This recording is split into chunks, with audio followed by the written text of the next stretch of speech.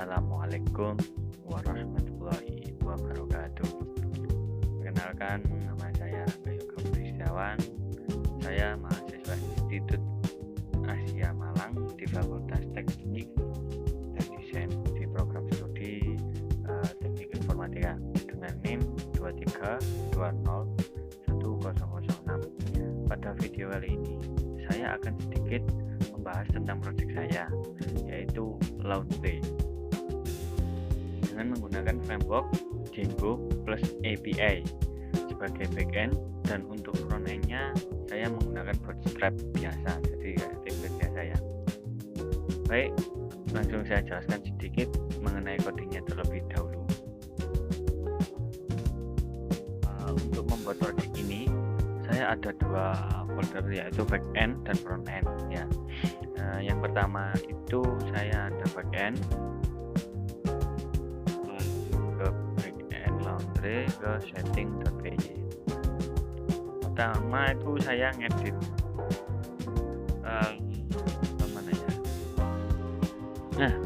pertama saya install REST framework.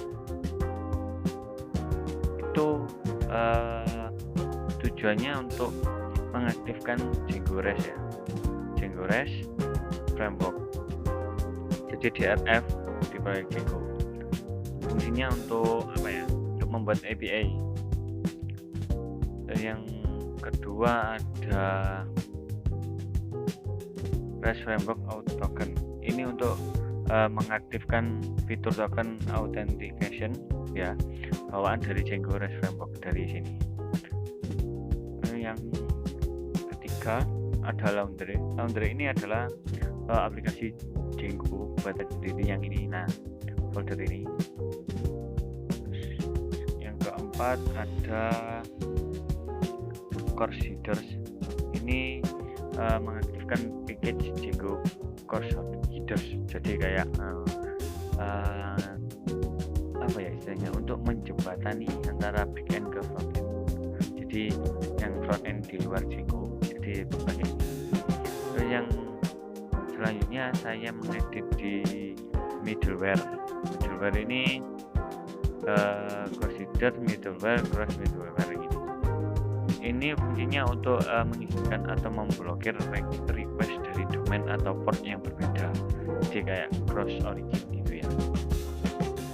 Yang fungsi yang kedua itu menambahkan header course. Ini ke response Django seperti access control allow root, origin, terus access control allow method gitu ya. Terus selanjutnya ada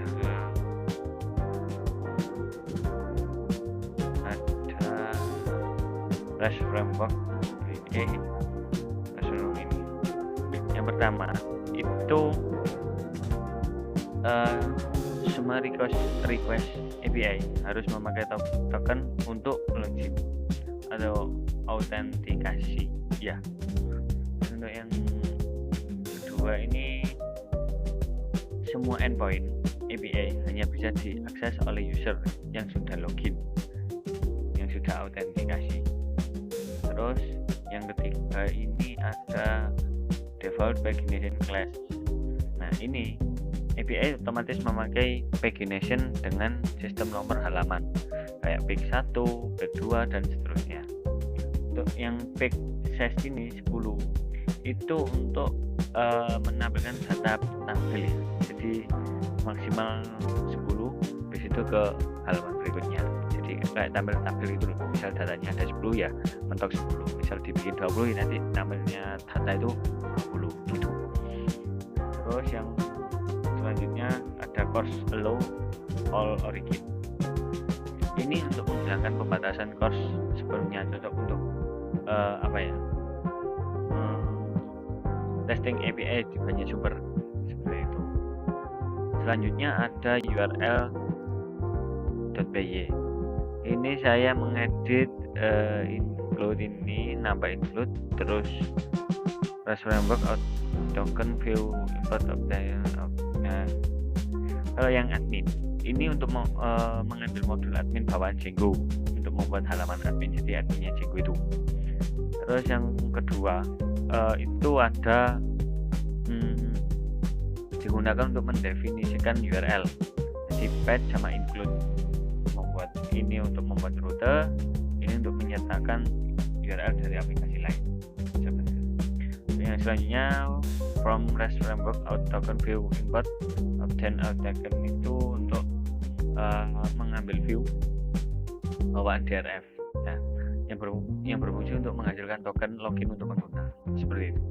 Untuk URL pattern ini yang pertama itu admin URL itu mengaktifkan halaman admin Django pada URL http http://localhost:/8000/admin. Itu untuk mengelola user, data, model dan lain-lain. Ini admin, jadi adminnya Django ya, bawaan dari Django. Itu yang kedua, itu pet API include laundry URL. Nah, ini untuk menyambungkan semua URL yang ada di file laundry. Nah, ini jadi URL PI. Nah, ini untuk memisahkan URL agar lebih rapi ya. Terus untuk yang selanjutnya pet API out token obtain out token name API token out. Nah, itu untuk endpoint untuk menghasilkan token autentikasi, jadi nyari token ya, cari token lewat Postman.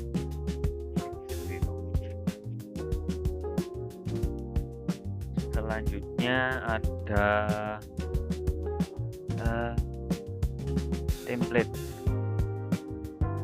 template untuk CRUD-nya admin ya, backend. Itu ini untuk CSS-nya ya, style. Ini navbar. Ini untuk tabel karyawan. Ini customer ya, sini tabel booking. Terus ini ya modalnya. Nah, ini untuk modal karyawan, jadi kayak penjemputan itu. Modal karyawan seperti ini saya. Itu modal karyawan. Modal customer.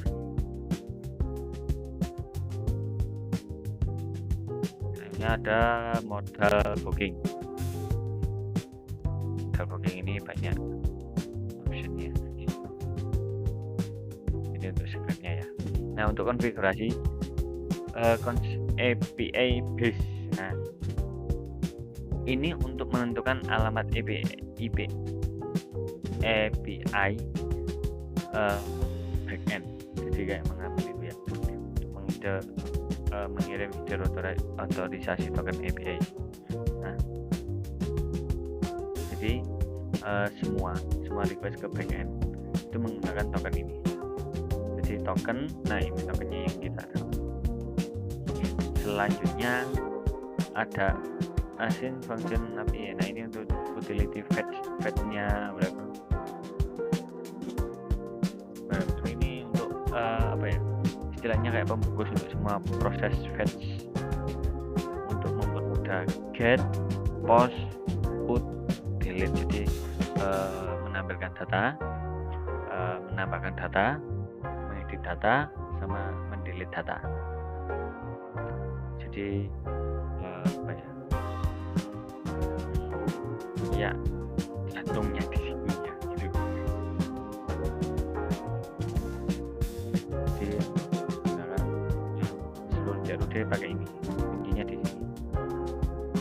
Nah, manggilnya di sini untuk mengambil backendnya, bukan ke backend. Selanjutnya ada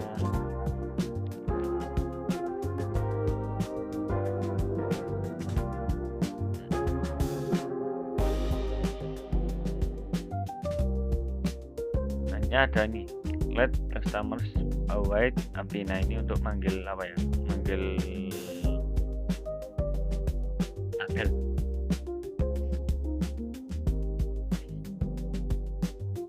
Terus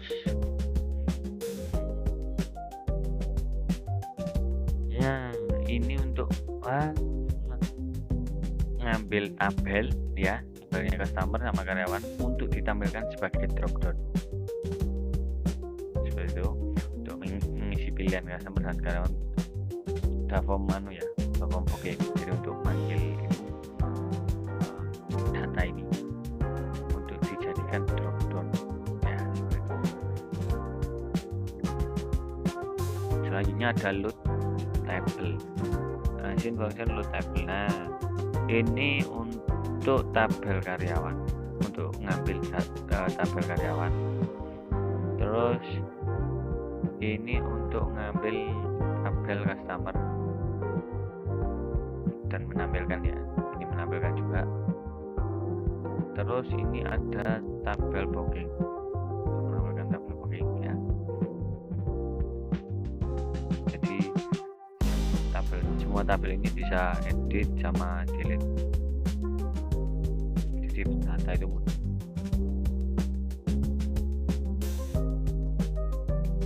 Untuk Inkscape helper ini untuk mencegah input berbahaya, misalnya script ya.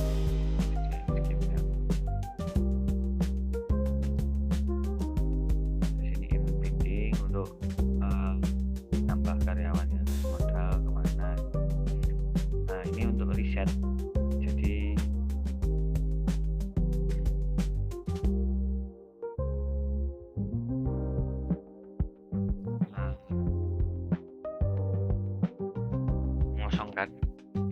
mengosongkan form sebelum tambah data, jadi diisi dan diinput, diisi di input. Nah, kan otomatis ada data toh. Nah, data itu pas kita close, nah itu auto reset udah. Jadi misal kita inputkan lagi itu udah kosong. Selanjutnya ada function generate kode. Nah, ini untuk membuat kode transaksi otomatis ya. Nah, ini ngambilnya itu dari list kode datanya. Gitu. Misal nggak ada data sama sekali ya, otomatis di fieldnya booking kodenya itu muncul seperti ini, DRX 000, jadi mulai dari 0. Jadi nanti inputan data pertama itu DRX 001 gitu. Terus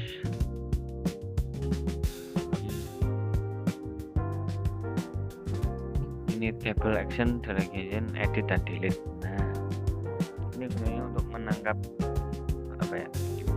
edit karyawan sama delete ya. Ini untuk edit karyawan, fungsinya edit karyawan. Terus untuk yang ini untuk delete karyawan, berantakan, belum saya tata. Terus yang ini untuk edit customer, yang ini untuk delete customer, ini untuk edit booking ya. Yang ini untuk delete booking ya. Selanjutnya ada form submit, jadi form tambah ya. Nah, form tambah ini seperti ini punya saja. Nah, ketika berhasil data karyawan itu untuk soal fire edit.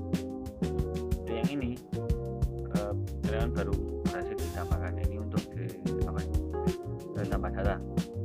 Jadi setelah tersimpan nanti muncul switch alert ya. Setelah itu misal gagal nanti muncul notifikasi. Yang customer ini sama ya, bisa berhasil menampilkan itu. Selanjutnya ada form booking ini menampilkan itu ya, sama kurang lebih ya.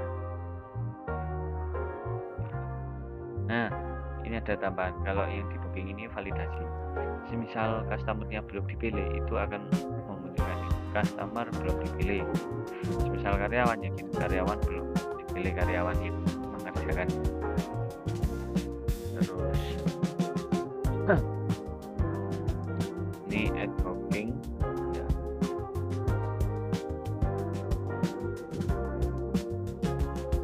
Terus selanjutnya ada ini yang di sana ini init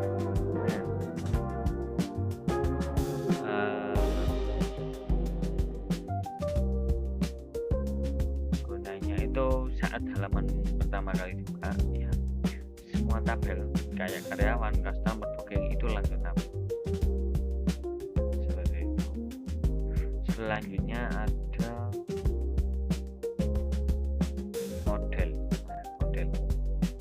model saya seperti ini ya.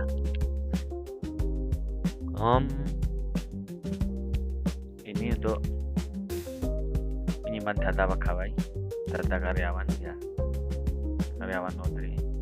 Kolomnya ada nama, nomor, alamat, telepon. Nah ini untuk menampilkan itu. Untuk yang customer sama.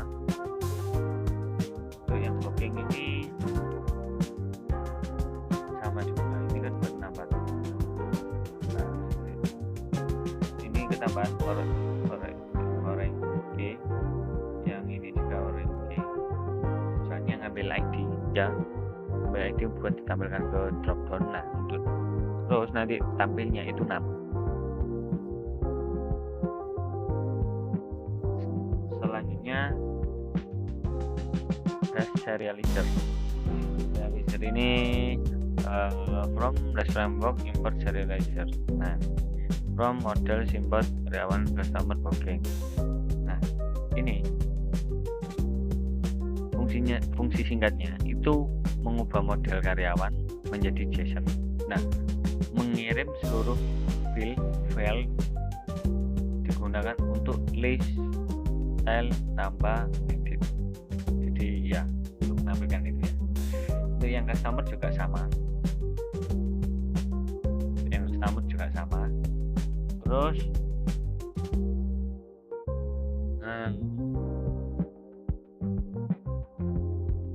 yang booking ini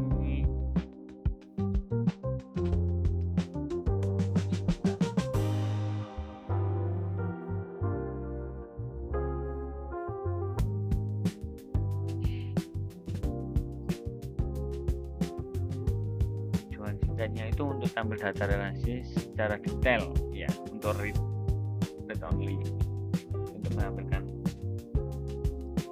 nama karyawan ya. Terus customer ID, karyawan ID digunakan untuk mengisi file customer sebenarnya, begitu juga dengan yang ini. Jadi yang customer ini untuk mengisi file ya, jadi dia mengisi ngambil ID di situ, kirimkan ke dropdown itu, kita pilih kan menampilkan nama tuh, menampilkan nama, klik ya, inputnya nanti berupa nama, itu bukan ID. Saya meta ini untuk kelas meta ini untuk mengatur file mana yang dikirim saat get, mana yang harus dikirim saat post atau edit. Selanjutnya ada URL. Nah, ini fungsinya. Ini kan default router. Ya. Membuat URL otomatis untuk CRUD. Ini untuk CRUD ya. Ini. Nah, untuk CRUD-nya karyawan, customer, booking. Nah, untuk yang track booking ini adalah endpoint tambahan. Jadi bukan view set, ini bukan. Ini untuk track nanti track code. Seperti ini. Gitu.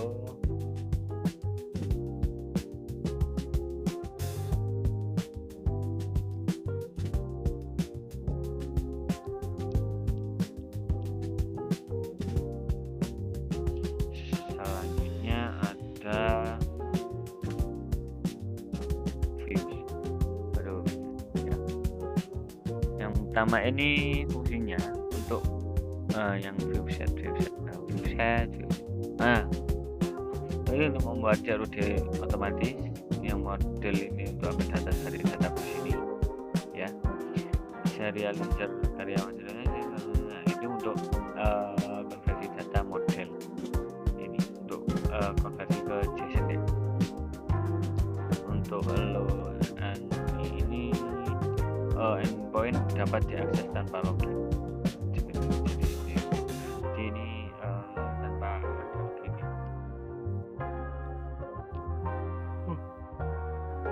Untuk yang API view membuat tapi berbasis function. Respon itu untuk respon jenisnya. Ini untuk lebih singkatnya itu endpoint otomatis, jadi get, post, put, hit ya. URL-nya ini URL-nya itu /API/karyawan. Yang customer juga sama, untuk yang blocking viewset juga sama, cuma ketahuan ini untuk endpoint dapat diakses tanpa login ya, untuk menampilkan sih. Untuk yang ini tambahan ini itu untuk endpoint khusus untuk cek cek status transaksi ya, transaksi kayak tracking gitu.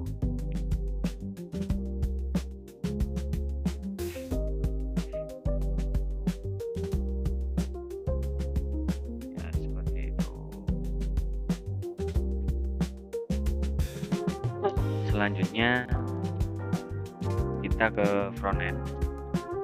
Front end ini cuma ada JS, font, image, JS ini cuma JS buat stepnya aja.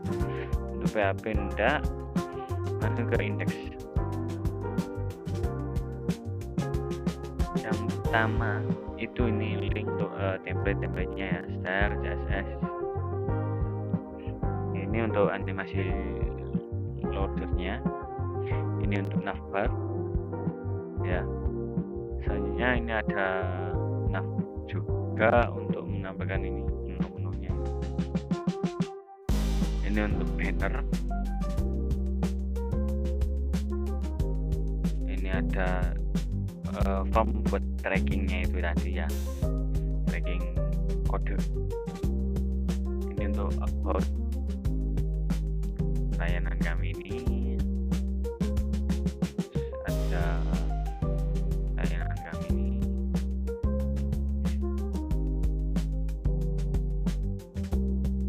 Terus ini ada sedikit hiasan kliennya. Terus ini untuk footernya. Ini untuk footer. Ini untuk ini untuk scriptnya ya. Nah, yang ini cons API BIOS. Nah, HTTP 127 ini API booking by kode. Nah, ini untuk mengambil tabel booking.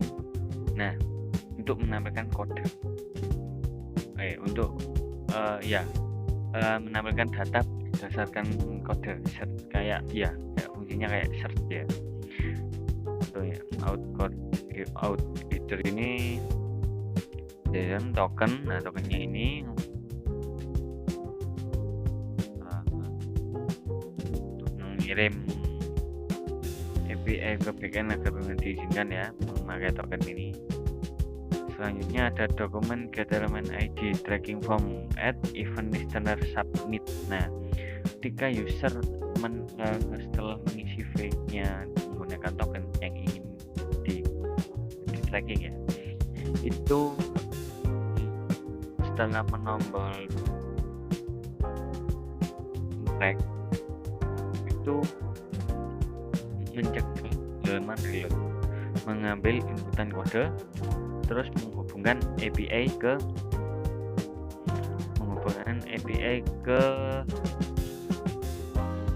backend seperti itu. Untuk yang ini ya. Selanjutnya ada cons kode. Cons kode ini sama ya, yang tadi itu kode sama ini. Nah, ini panggil API booking kode. Nah, ini mengirim permintaan GET ke backend ya. Misal user mengetik TRX 005, nah maka frontend memanggil HTTP 127 bla bla bla 8000 API /booking /bytecode /TRX 005. Itu ya. Nah, untuk yang ini, jika kode tidak ditemukan atau tidak terdaftar, maka keluar seperti ini, kode tracking salah atau tidak terdaftar. Nah, nanti menampilkan pop up error gitu, jadi kayak alert gitu ya, jika pengen mengembalikan tempatnya error. Untuk cons data await restriction, untuk menampilkan setelah itu ada swell fire. Nah, ini untuk menampilkan data lengkap booking ya. Jadi di suite alertnya nanti muncul setelah di search tracking kodenya itu di track, nah nanti muncul suite alert munculkan kode tracking, nama pelanggan, layanan, status, data seperti itu. Nah, nama, nah ini termasuk nama customer ini keluar ya. Sudah. Ini untuk yang error ya. Ini nanti menunjukkan tidak dapat menghubungi server lah, semisal terjadi kesalahan seperti itu.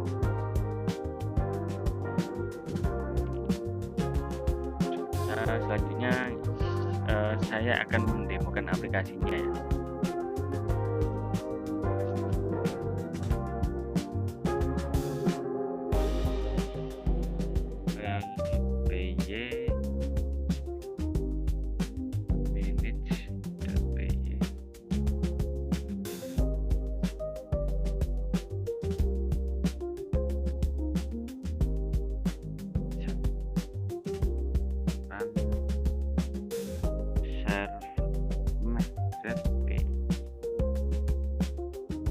Muncul ya.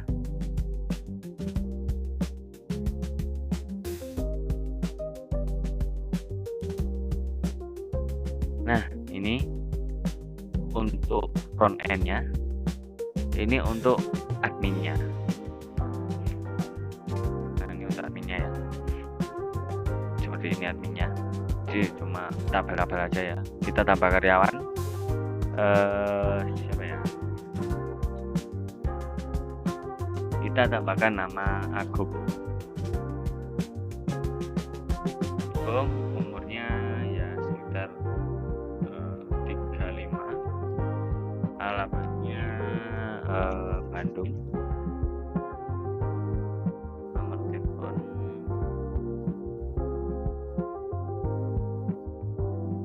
kita simpan. Nah, muncul suite alert seperti ini ya, kita klik OK. Nah, ini untuk berhasil. Untuk edit, ternyata Agung ini pindah ke Malang. Klik simpan. Nah, data karyawan berhasil diperoleh. Oke. Nah, terus salah satu ini karyawan ini ada yang resign yoga. Nah, ini resign, kita hapus. Data karyawan tidak punya, ya dia akan hilang. Selanjutnya ke tabel customer kita tambah semisal Dina, customernya Dina, dia mau laundry ya, sebagai member ini. Mat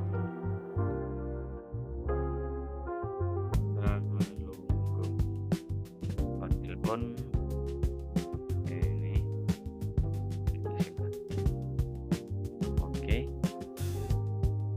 ini customer. Nah, Dina Galunggong. Ternyata nomor teleponnya ganti. Nah, ini data customer berhasil dibuai. Nah, ini ganti nomornya. Nah, ternyata ternyata eh, salah satu customer itu tadi sudah tidak bermember. Kita hapus ya, hapus. Nah, selanjutnya kita coba ke tabel booking, kita tambah. Nah, ini udah otomatis langsung TRX 05. Misal diedit juga bisa. Nah, itu. Nah, soalnya kenapa 5? Soalnya sebelumnya itu TRX 004. Otomatis yang selanjutnya nanti 005 seperti itu.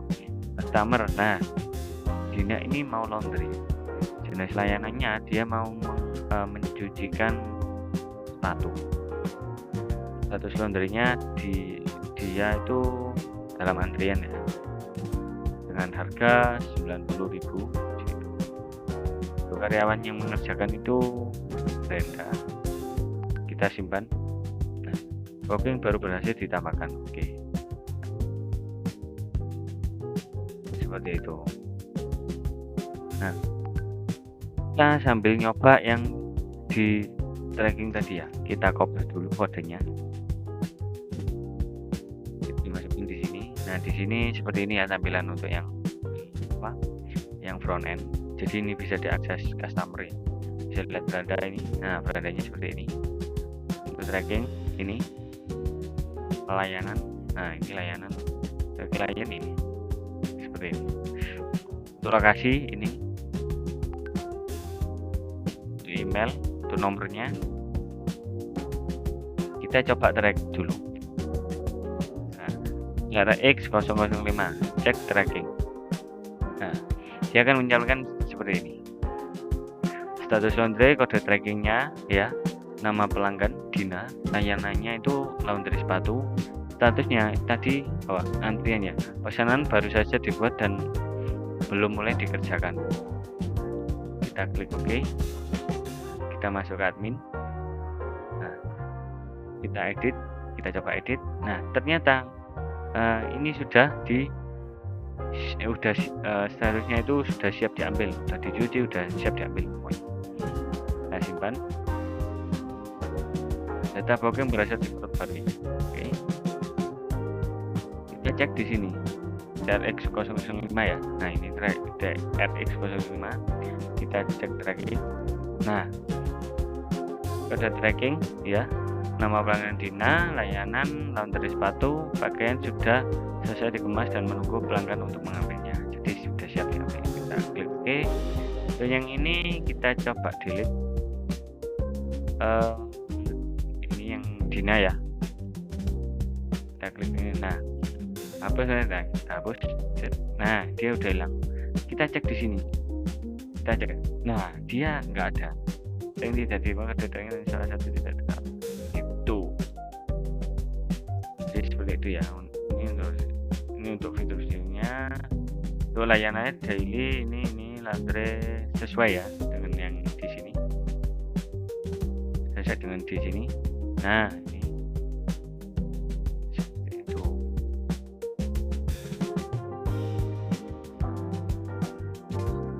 Baik, mungkin cukup itu saja ya yang bisa saya jelaskan.